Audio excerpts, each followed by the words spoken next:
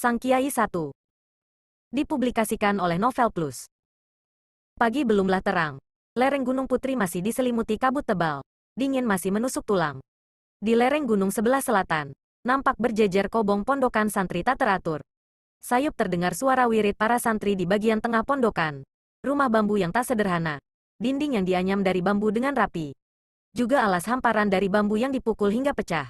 Kemudian dihamparkan dengan rapi. Sehingga kalau diinjak kaki akan terdengar bunyi derit bambu yang khas. Nampak para santri yang jumlahnya 15 orang duduk melingkar khusyuk dalam wiridnya.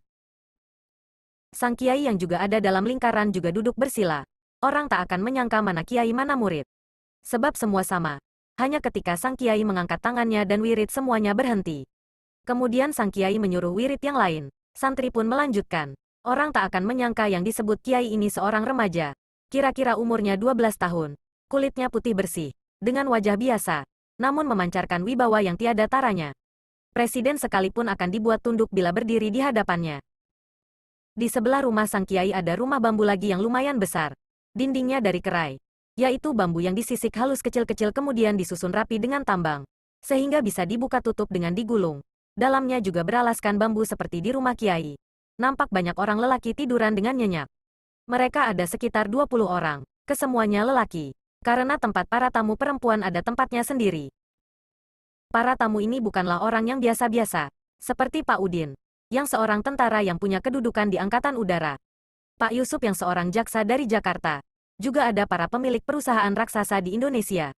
Ada lagi yang aku tidak tahu. Kata temanku 2 orang menteri. Seorang duta besar. Juga ada artis, tukang cukur rambut, tukang es keliling dan lain-lain. Semua tidur sama kedudukannya. Siapakah sebenarnya sang kiai? Aku pun tak tahu pasti. Yang ku tahu lelaki muda usia itu. Sering dipanggil Kiai Lentik. Dari ayahnya nasabnya sampai Sunan Gunung Jati. Dari ibunya sampai ke Raja Pajajaran, Prabu Siliwangi. Kiai yang tuturnya lembut berkasih sayang kepada siapa saja. Pagi itu seperti biasa. Mbok Titing, janda tua penjual sarapan pagi nasi uduk lewat di depan rumah Kiai. Umur tua dan tubuh yang mulai bongkok ditambah rinjing di punggungnya yang penuh dengan nasi uduk bungkus diikat dengan selendang. Tangan kanannya menjinjing tas kerawangan berisi lauk pauk. Seperti biasa pula, nenek tua itu berhenti di depan pintu Kiai sambil menawarkan dagangannya. Sekalipun dia tahu bahwa Kiai Lentik tiap hari puasa, nenek itu hanya menunggu Kiai menjawab teriakannya menawarkan dagangannya. Meser Kiai. Ndak bogah duit mbok, dan cuma itu jawaban Kiai. Sudah membuat girang bukan main. Dan segera berlalu. Tersenyum bahagia dan tak sampai setengah jam dagangannya sudah habis ludes dibeli orang. Nenek itu sangat murung. Apabila dia menawarkan dagangannya di depan pintu Kiai. Tapi Kiai ternyata pergi. Itu baginya berarti perjuangan seharian menawarkan dagangan. Dan itu pun belum tentu habis. Itulah tiap pagi yang terjadi di Pondok Pacung, lereng Gunung Putri. Masih banyak kejadian yang kadang tak masuk di akal di balik kesederhanaan sang Kiai.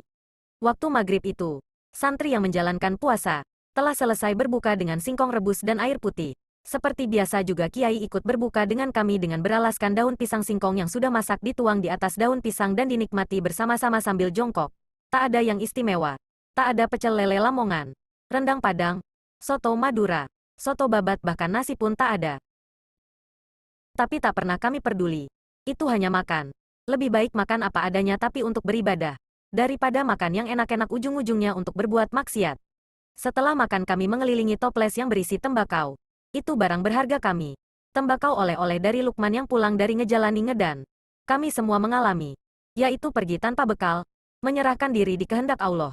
Pakaian compang camping. Sambil terus di hati mengingat Allah. Berjalan kemanapun kaki melangkah. Tanpa tujuan kecuali Allah. Kalau lapar tak boleh meminta pada siapapun kecuali Allah. Kadang mencari makan dari mengorek sampah. Tidur kadang di hutan. Sawah juga kuburan. Nah, pada waktu itu setiap ada yang ngejalani, santri pada memesan utis yaitu puntung rokok. Di jalan, dikumpulkan sampai 1 kresek nanti dibawa pulang. Sampai di pondok dibuka satu-satu dipisahkan tembakau dan kertas rokoknya. Aku mengambil kertas koran lalu membuat lintingan. Dari korek kapuk kunyalakan kuhisap dalam dan asap pun bergumpal-gumpal keluar dari hidung dan mulutku. Kadang kutiupkan asap sambil asap mengepul dari tembakau dan bau kertas koran yang terbakar. Aku menengadah. Sambil meresapi asap keluar dari mulutku. Seakan suatu kenikmatan tiada taraf. Santri yang lain juga sepertiku. Saat aku menengadahkan wajah entah untuk yang keberapa kali. Kulihat melayang bayangan hitam di antara pohon kelapa yang banyak bertebaran. Aku kaget sekali. Jelas bayangan itu manusia yang melayang tak terlalu cepat. Karena saat petang maka bayangan itu kelihatan hitam. Bayangan itu melintasi pohon jengkol di dekat dapur sebelah kanan rumah Kiai. Lalu melayang dengan indah turun di depan rumah Kiai. Kami segera memburu ke arah orang itu, yang sejak tadi kami ribut menebak-nebak apa sebenarnya. Deg-degan kami menghampiri. Ternyata bayangan yang terbang itu seorang wanita tua. Rambutnya semua memutih. Dia terbang menggunakan sajadah. Jelas bahwa ilmu meringankan tubuhnya teramat tinggi. Yang mungkin kalau sekarang kami tidak melihat dengan mata kepala kami sendiri. Tentu kami akan menyangka ilmu seperti itu hanya ada di cerita silat. Atau film di televisi. Arahan imajinasi. Kami semua melongo melihat perempuan itu melipat sajadah yang tadi digunakan untuk terbang. Aku teringat kisah Aladin. Tapi ini nyata. Perempuan tua tinggi kurus. Berpakaian putih kusam ringkas membentak. Di mana Kiai Lentik? Aku ingin mengadu ilmu. Nyai siapa? Kataku menguasai keterkejutan. Ah mana Kiai Lentik? Hai Kiai keluar, katanya. Karena menantang-nantang dan sama sekali tak memperdulikan kata-kataku. Aku pun segera bergegas menghadap Kiai. Yang aku yakini tengah berada di musola menunggu sholat berjamaah. Aku khawatir perempuan tua itu ilmunya teramat tinggi. Bagaimana nanti Kiai menghadapinya? Setahuku Kiai tak punya ilmu kanuragan. Juga tak pernah mengajarkan kanuragan. Tapi memang kalau dipikir-pikir aneh juga. Kami para santri, tak pernah dilatih kanuragan.